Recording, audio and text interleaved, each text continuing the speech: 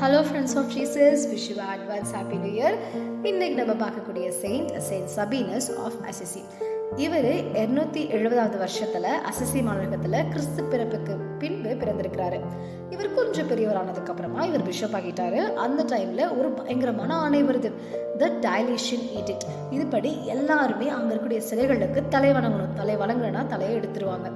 அப்படி இருக்கும்போது அங்க நிறைய பேர் கிறிஸ்துவ ஏற்று பின்பற்றி வராங்க. இவரும் பயங்கர தாகத்தோட கிறிஸ்துவ பத்தி சொல்லிக்கிட்டு இருக்காரு.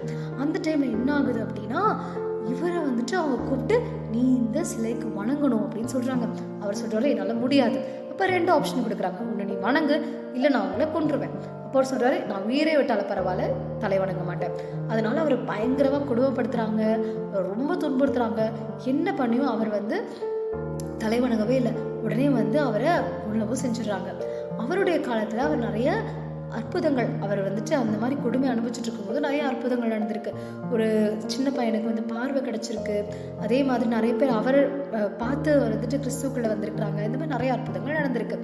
இவரு 330வது வருஷம்ல இருந்து 313வது வருஷத்துக்குள்ள இதுக்குள்ள அவர் இறப்பு ஏற்பட்டிருக்கு அப்படின்னு சொல்றாங்க. அப்போ உயிர் விட்ட நிறைய கிறிஸ்துவ ரத்த சாட்சிகள்ல முதல் ஒரு ஆளா இவர் உயிர் விட்டிருக்காரு.